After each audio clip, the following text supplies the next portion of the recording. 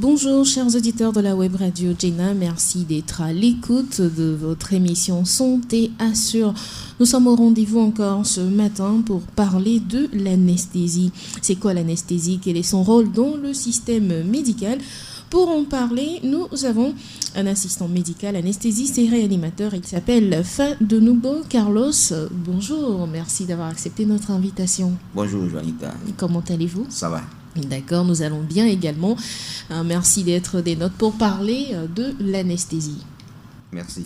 Voilà, et également, chers auditeurs, vous pouvez participer à cette émission, nous envoyer vos réactions, nous poser aussi des questions sur comment se passe donc l'anesthésie. Nous sommes là pour répondre à toutes vos questions. Pour l'instant, on va vous installer confortablement pour pouvoir nous écouter.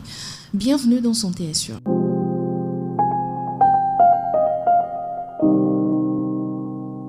La santé est notre meilleur allié et quand on n'est pas en bonne santé, cela voudrait dire que tout va mal dans notre vie. Alors, ce matin, dans Santé Assure, on va s'intéresser à l'anesthésie. Qu'est-ce que c'est? Qu'on fait appel à l'anesthésie et quel est son rôle dans le système médical? Pour en parler, nous avons un anesthésiste sur le plateau de Santé Assure, Monsieur Fadenubo Carlos. Une fois encore, bienvenue. J'espère que vous êtes bien installé. Alors, la toute première question, c'est de savoir ce que c'est que l'anesthésie. Merci Joanita pour nous avoir donné cette occasion pour parler de l'anesthésie. L'anesthésie, très simplement, c'est l'abolition de la sensation douloureuse. D'accord. L'abolition de la sensation douloureuse, voilà ce que nous pouvons dire sur l'anesthésie par rapport à sa définition. Et quand fait-on appel à l'anesthésie? Certainement quand on a des douleurs, mais lesquelles douleurs? Oui, au fait, plus que quand on a la douleur, on fait appel à l'anesthésiste quand on veut réaliser des interventions chirurgicales, des opérations, puis ce sont des agressions, donc ça provoque la douleur.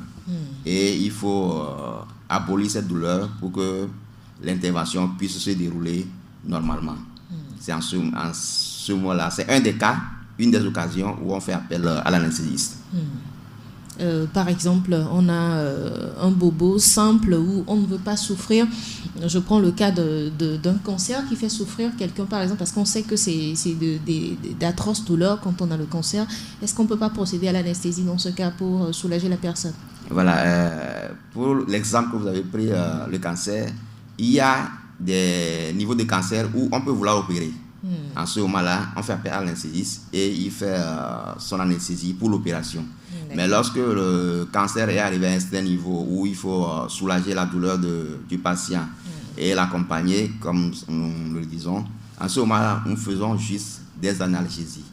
Ce n'est pas en ce moment-là de l'anesthésie. Donc, l'analgésie pour calmer la douleur et l'anesthésie pour les interventions chirurgicales, les agressions très douloureuses. Donc nous comprenons là que l'anesthésie n'intervient que dans les opérations chirurgicales. Mais c'est toujours les anesthésistes qui gèrent également les douleurs dans ces cas de cancer dont vous avez parlé. Mais nous l'appelons d'une autre manière. Voilà, nous l'appelons en ce moment-là l'analgésie. Analgésie. Donc il y a une différence entre l'analgésie et l'anesthésie. Merci de la précision. Alors, il y a différents types d'anesthésie, si je ne me trompe. Parlez-nous des différentes sortes qui existent pour l'anesthésie. Voilà, avant d'y arriver, peut-être si j'oublie même, vous allez me le rappeler. Oui. Pour cette émission qui est une sensibilisation, je vais dire que l'anesthésie, c'est tout un processus. Lorsque le chirurgien reçoit un patient qu'il veut opérer, il l'adresse à un anesthésiste et il commence son boulot. Il y a 3 étapes. Premièrement, l'anesthésiste consulte ce patient. Donc, il rencontre le patient, il demande certaines analyses pour voir, nous disons en ce moment, nous établissons la carte d'identité de ce patient, pour voir l'état du patient, préparer le protocole d'anesthésie qu'il va utiliser afin que l'intervention et l'anesthésie se passent dans de bonnes conditions.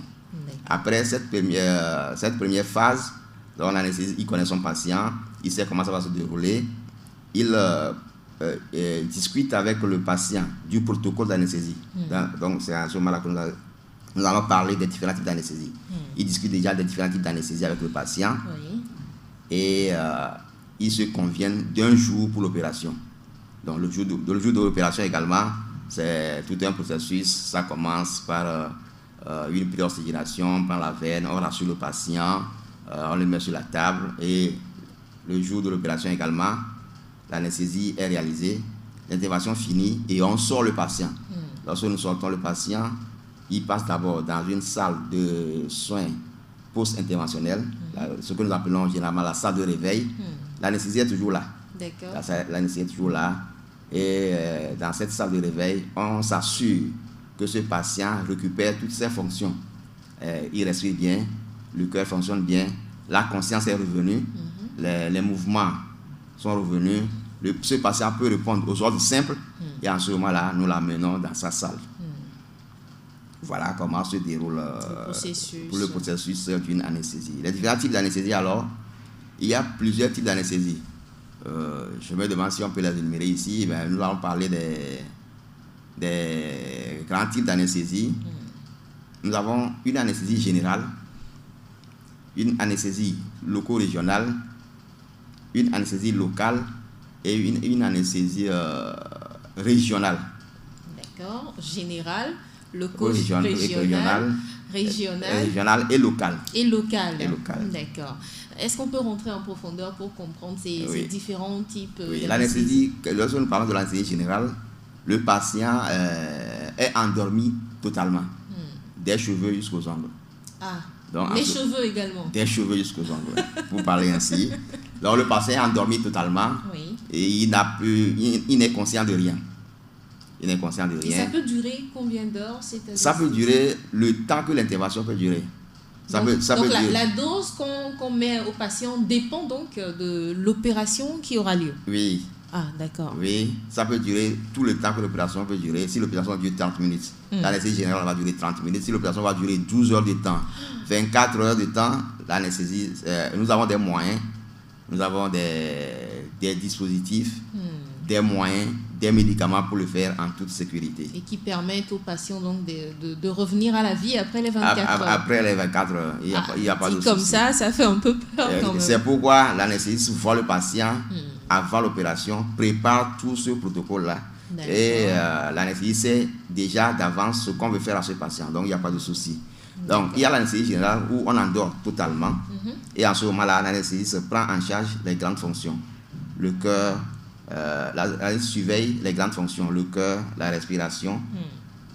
Et il a un tableau de bord, une machine où il voit tous ces paramètres, il les contrôle, il les ajuste et il les met toujours à niveau.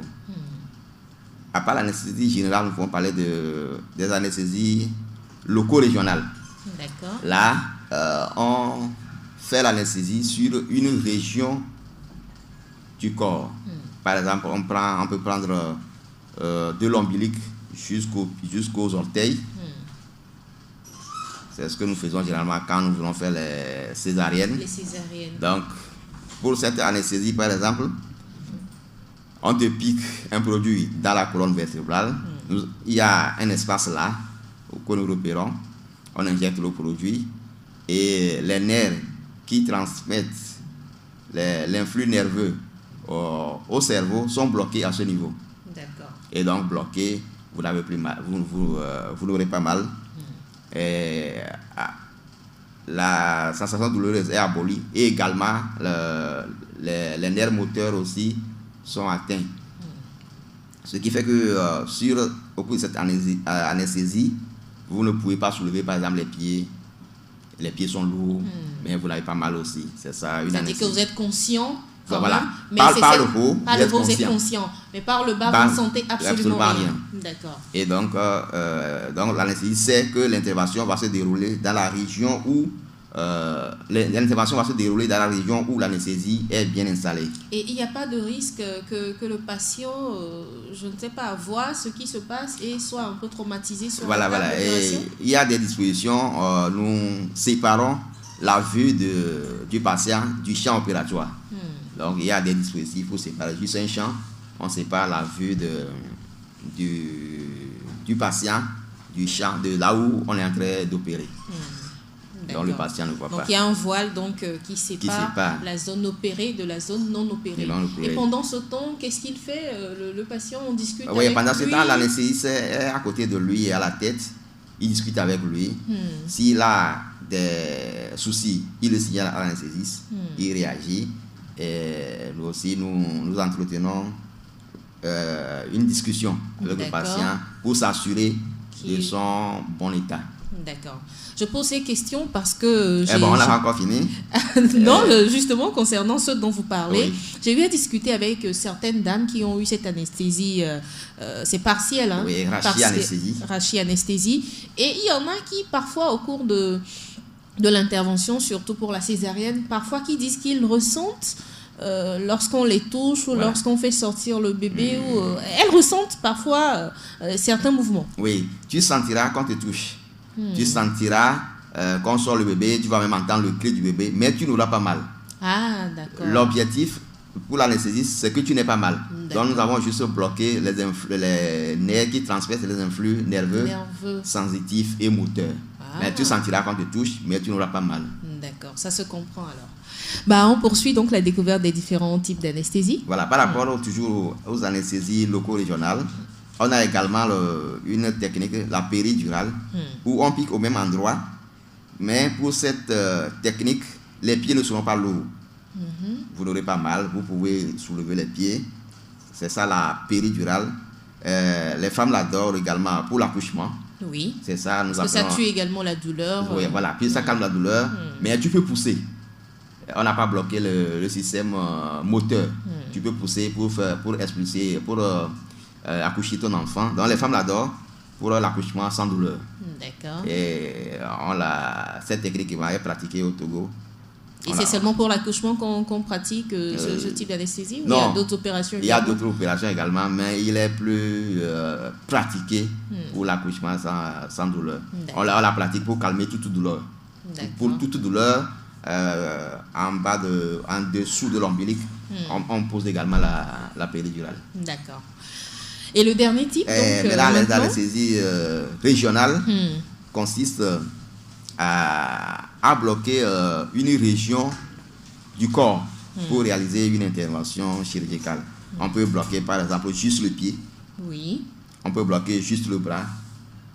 Ça, c'est pour les accidentés, hein, je suppose. Oui, les accidentés. Ou il y a beaucoup d'autres pathologies. Tu peux ne pas être accidenté, mais on veut t'opérer quelque chose au niveau du bras, de l'avant-bras. Donc, on bloque juste le bras.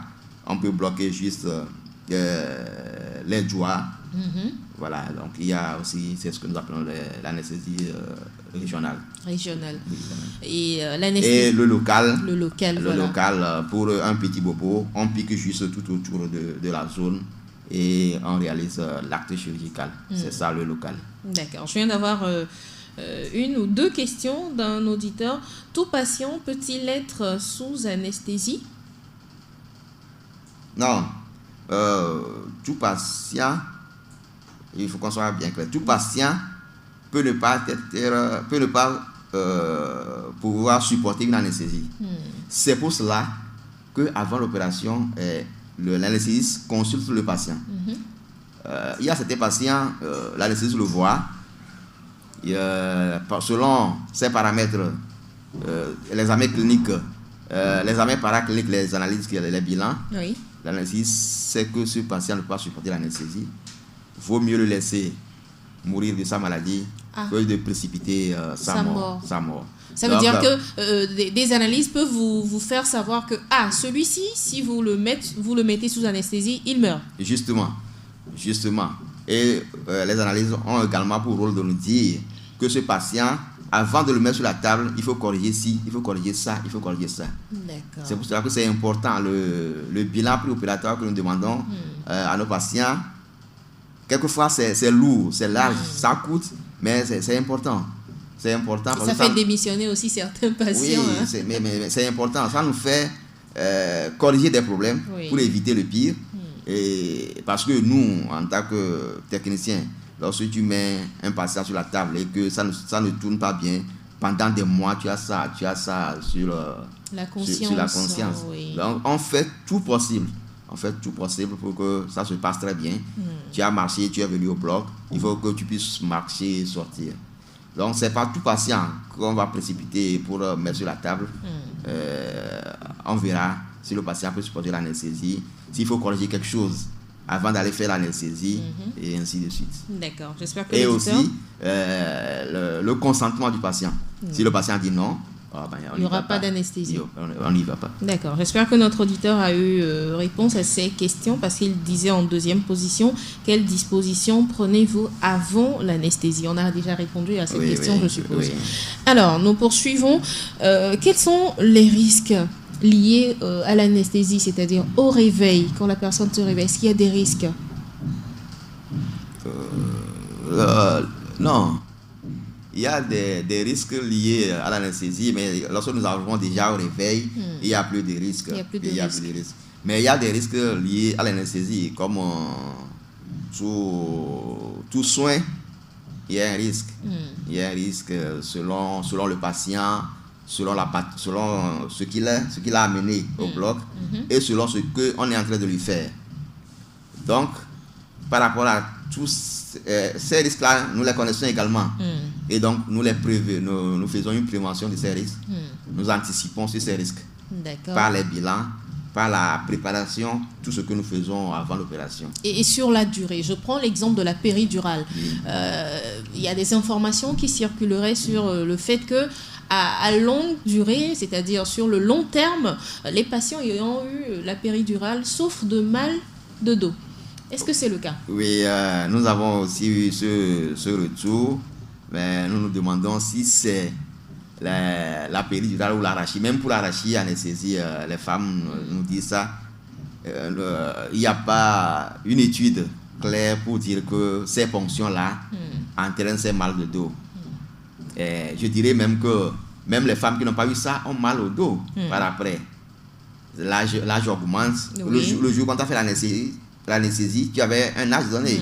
Mais quand les mois et des années passent, l'âge augmente et ces lombalgies viennent chez tout le monde, pas seulement. Donc ce n'est pas seulement les femmes qui ont subi la péridurale qui souffrent de mal de dos. Je ne crois pas. D'accord. Mais il y a toujours ce retour-là, mais nous rassurons. Quelquefois, ça passe.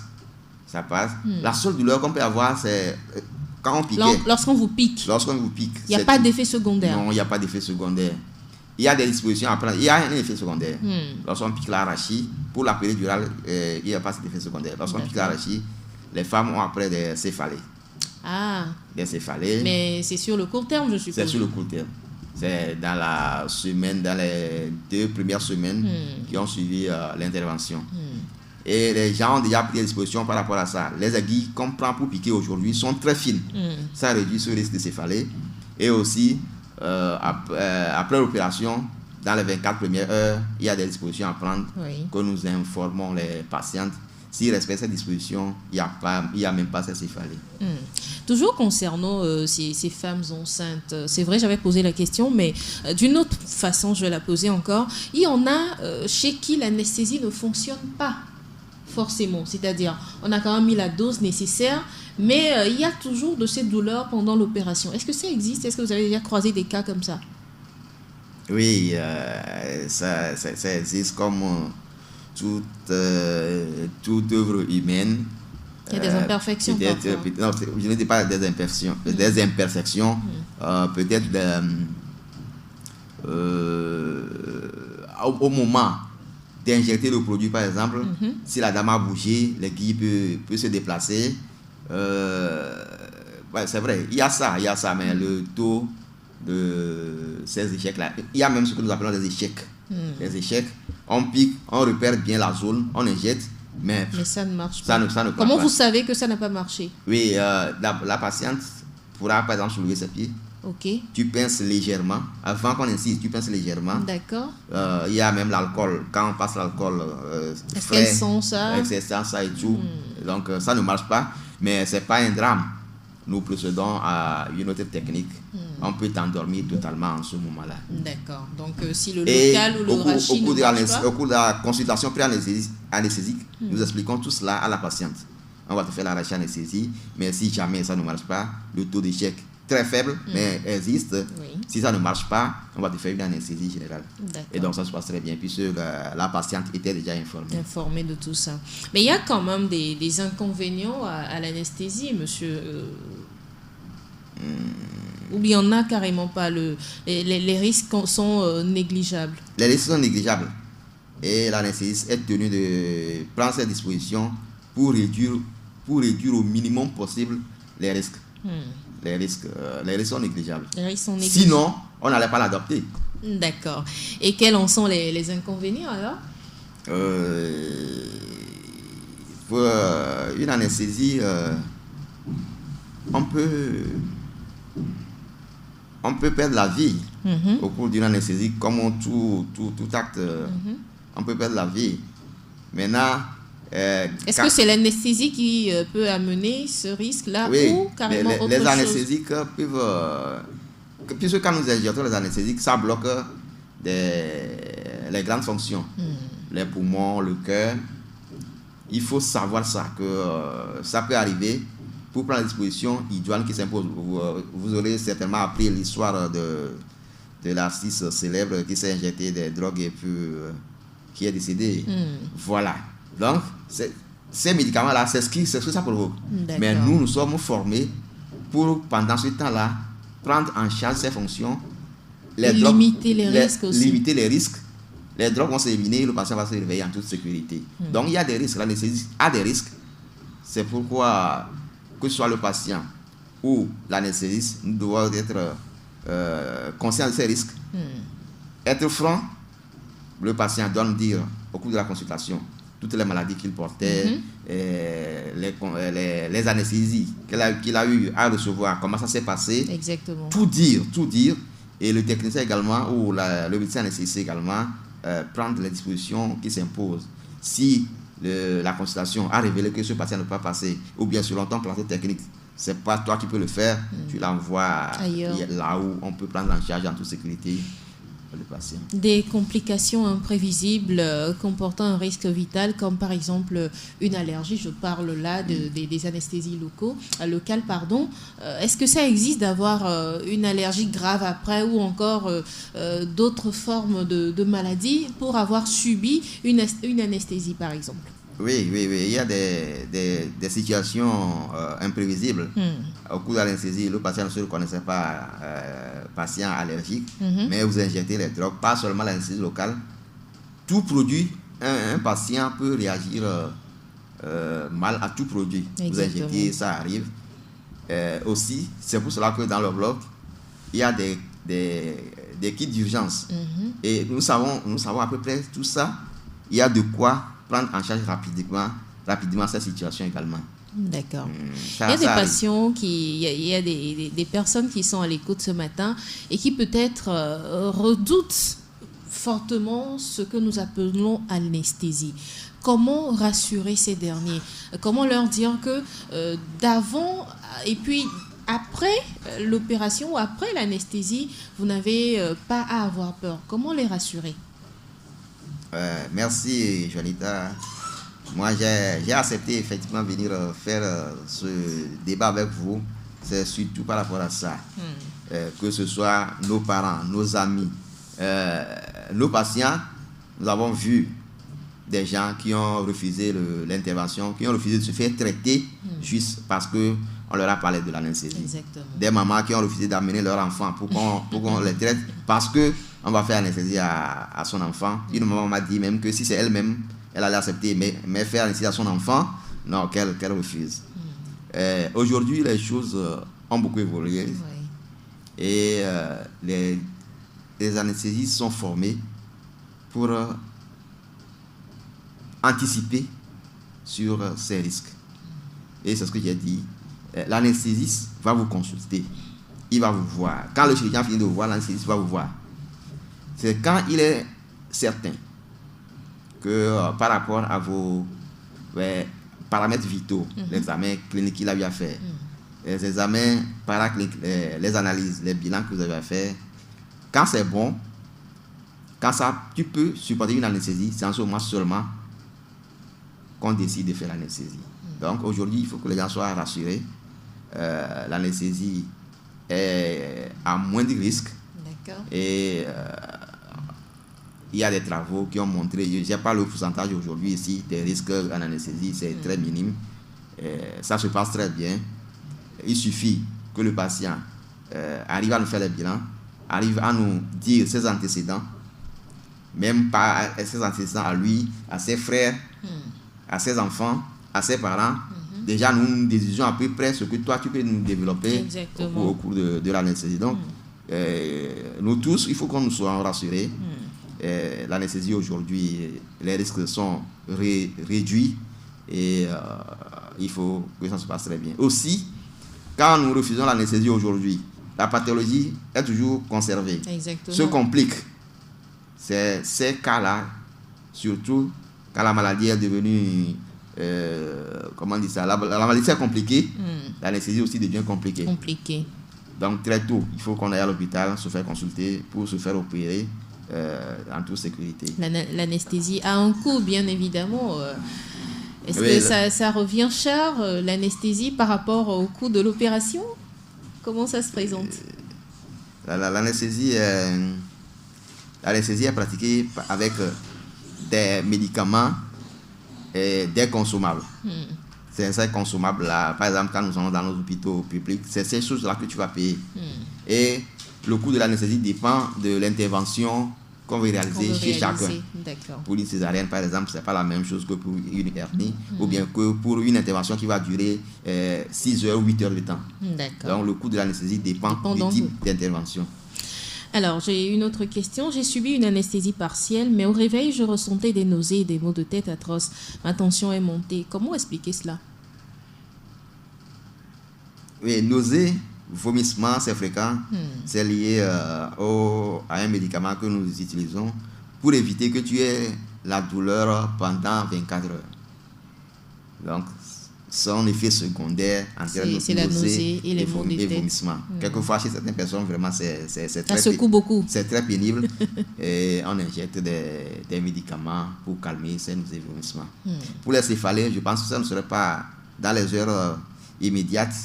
C'est au moins 24, 72 heures après.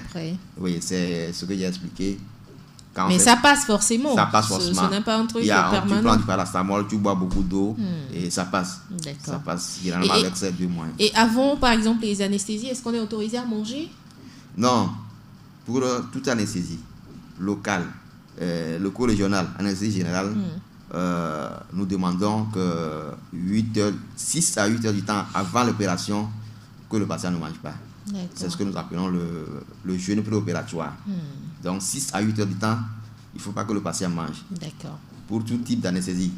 Comme je l'avais expliqué, même on peut te faire l'anesthésie locale. Tu as mal, on va vouloir changer l'anesthésie générale. Si tu avais mangé, parce que pensant que c'est sur l'anesthésie locale, ça peut avoir des effets. Et quand on mange, je pense que, vous savez, quand on mange avant l'anesthésie, nous avons une complication très grave et qui peut conduire à la mort. Alors qu'il suffit d'être à jeun et qu'on évite une mort comme ça. Là. Donc c'est très simple. Quand on mange, l'estomac est plein. Et quand on t'endort, on vomit. Tu vomis pendant dans un l'opération. sommeil. Voilà. Ça peut amener des complications. Voilà, le liquide gastrique passe dans les poumons où ce n'est pas son endroit de rester. Il y a une infection pulmonaire et tout ce qui se complique. C'est très difficile à prendre en charge. Alors que quand il n'y a rien dans l'estomac, on ne vomit pas et ça se passe très bien. Au bout de 2 heures du temps, 3 heures du temps, tu es réveillé, tu vas manger. C'est plus simple comme ça. Le jeûne préopératoire est très important. C'est très important. Alors, nous sommes presque à la fin de cet entretien. Comment est surveillé ce patient qui va être anesthésié et après son réveil également, quel est le suivi?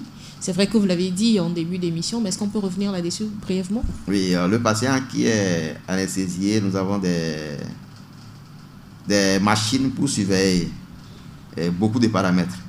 Et selon le plateau technique de tout un chacun, on surveille la tension artérielle, tout le cœur, la tension artérielle, le pouls, la saturation, pour voir comment l'oxygène passe, les gaz du sang, pour voir encore le taux de CO2 qui est rejeté. Nous surveillons également la température pour les interventions qui sont longues. Cette surveillance péropératoire, je pense que je n'ai pas oublié, cette surveillance péropératoire continue intégralement comme ça en post-opératoire jusqu'à ce que le patient ne se mette assise ou commence par marcher. Tension, pouls, la saturation, les gaz, comment fonctionne le cœur, le CG. Voilà, nous surveillons tout ça.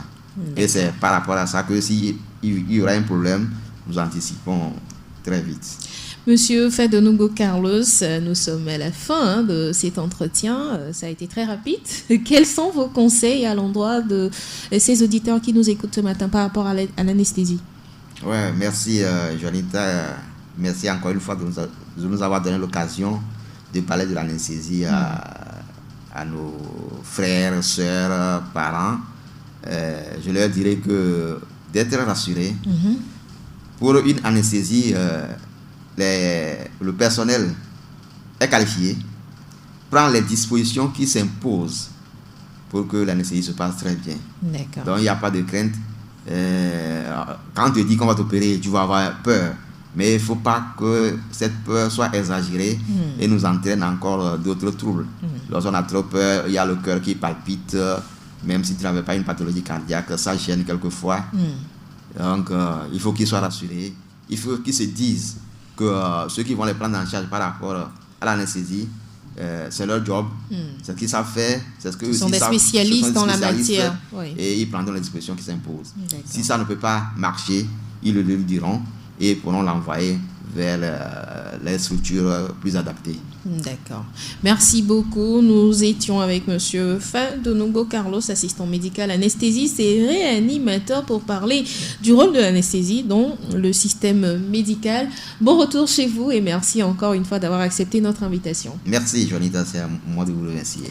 Et merci également à vous, chers auditeurs. L'anesthésie qui a pour effet de supprimer momentanément les sensations et en particulier celles de la douleur. En dehors des complications graves, cette anesthésie est un truc banal, comme nous l'a dit le spécialiste. Tous les effets secondaires sont également pris en charge. Alors rassurez-vous, chers auditeurs, vous avez un problème qui nécessite une anesthésie, il n'y a pas de quoi s'en faire.